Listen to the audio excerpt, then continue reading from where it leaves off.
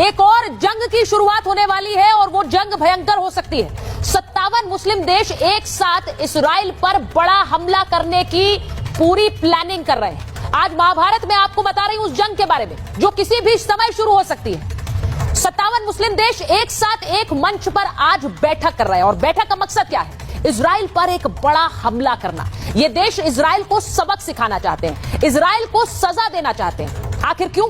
पहले आपको वो तस्वीरें दिखा देती हूं कि ये खबर मैं आपको क्यों दिखा रही हूं। आज कतर में OIC की बैठक चल रही है, यानी कि इस्लामिक देशों का वो संगठन जिसकी ये बैठक है, और यहां पर मुस्लिम देशों का ये पूरा एक जमघट लगा हुआ है। और इस इमरजेंसी बैठक को क्यों बुलाया गया? ये इमरजेंसी बैठक है, ये इसलिए बुलाई गई है क्योंकि इजराइल पर एकजुट होकर एक बड़ा हमला करना है। इजराइल की दादागिरी बहुत हो गई, इजराइल को अब सबक सिखाना है, यही मंशा है इस OIC की बैठक में। जो आप तस्वीरें देख रहे हैं, यहां पर पाकिस्तान के भी नुमाइंदे हैं, कतर के भी, सऊदी अरब के भी, UAE के भी, तुर्की के भी। आप जिस बड़े मुस्लिम देश के बारे में सोच सकते हैं उसके प्रतिनिधि इस बैठक में शामिल है कि इजराइल पर हमला कर सके। मैं आपको बताती हूं क्यों।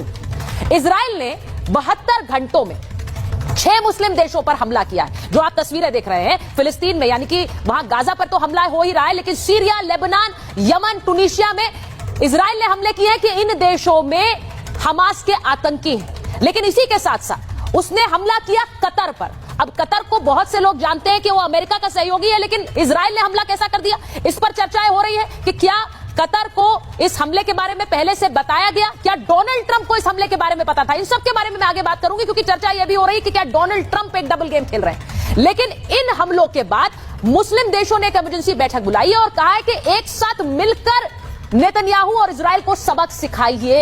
अब आप ये जो तस्वीरें देख रहे हैं, ये डोनाल्ड ट्रंप की तस्वीरें हैं कतर में जब वो गए थे। कतर के साथ अमेरिका के अच्छे रिश्ते हैं, वहां पर अमेरिका का बेस भी है, आप ये जानते हैं। पिछली बार जब डोनाल्ड ट्रंप गए थे तो कैसे एक बोइंग पूरा का पूरा कतर ने डोनाल्ड ट्रंप को गिफ्ट किया था, आपको वो भी याद है। लेकिन फिर डोनाल्ड ट्रंप ने कैसे हरी झंडी दे दी है, क्योंकि कोई ये मानने को तैयार नहीं कि इजराइल ने हमला किया हो और डोनाल्ड ट्रंप की हरी झंडी ना हो। बहुत सारे सवाल आज महाभारत में पूछ रही हूं कि क्या मुस्लिम देश मिलकर, क्योंकि ये तस्वीर भी देखिए, अमेरिका ने अपने दूत को यानी विदेश सचिव को भेजा है इजराइल, क्योंकि एक तरफ OIC की बैठक है, दूसरी तरफ इजराइल में मार्को रूबियो पहुंचे हैं नेतन्याहू से मिलने। इसका मतलब क्या है? क्या वो जानते हैं कि एक बड़ी प्लानिंग इजराइल के खिलाफ हो रही है? लेकिन तब भी इजराइल जिस देश में उसे लगता है हमास के आतंकी है, वहां खुलकर हमला कर रहा है। अब कतर में भी कर दिया और कतर ने कह दिया है कि हम इसे बर्दाश्त नहीं करेंगे। मैं आपको सबसे पहले बताती हूं पूरी घटना क्या है। इजराइल का 72 घंटों में 6 देशों पर हमला हुआ। ये हमले 7 से 9 सितंबर के बीच किए गए। अब इजराइल ने 6 मुस्लिम देशों में टारगेट स्ट्राइक्स किए। टारगेट स्ट्राइक्स यानी मुझे लगा जहां पर आतंकी है वहां पर हमला करो। सीरिया, लेबनान, यमन, टूनिशिया में हमले करे हैं इजराइल ने। गाजा में इजराइल की स्ट्राइक्स जारी हैं। इसी के साथ साथ कतर पर हमला कर दिया। अब कतर पर हमले के बाद दुनिया में हड़कंप मच गया। हमास चीफ का बेटा समेत 6 लोगों की मौत हो गई। लेकिन हमले के बाद इजरायली PM नेतन्याहू ने क्या बोला है? उन्होंने कहा कि आतंकी ठिकानों को हम ध्वस्त कर रहे हैं और हम करेंगे। हमास के आतंकी कतर में रह रहे हैं और इसीलिए हमें कतर पर हमला करना पड़ा। कतर में हमास के नेताओं का हम खात्मा करेंगे।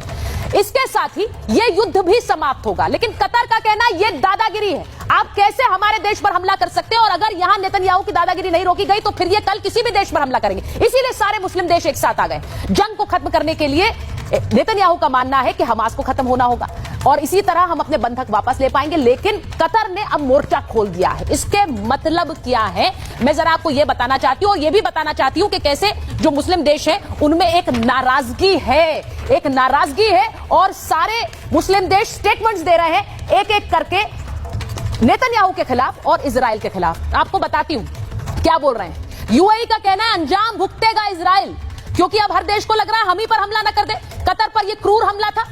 हमला एक बहुत बड़ा विश्वासघात है, क्योंकि UAE भी एक एलाय है अमेरिका का। उन्हें लग रहा होगा अगर कतर पर हमला है तो कहीं हम पर ना हो। अंतर्राष्ट्रीय कानून तोड़ा है, ये कुवैत कह रहा है पश्चिमी एशिया को एक बहुत बड़ा खतरा है। ईरान ने तो सबसे बड़ा मोर्चा खोला है। ईरान कह रहा है फिलिस्तीन के साथ हम खड़े हुए हैं और इजरायली हमलों का बदला लेंगे। इजराइल ने तो इसकी ईरान ने एक बहुत बड़ी योजना बनाई है, वो भी आपको बताऊंगी।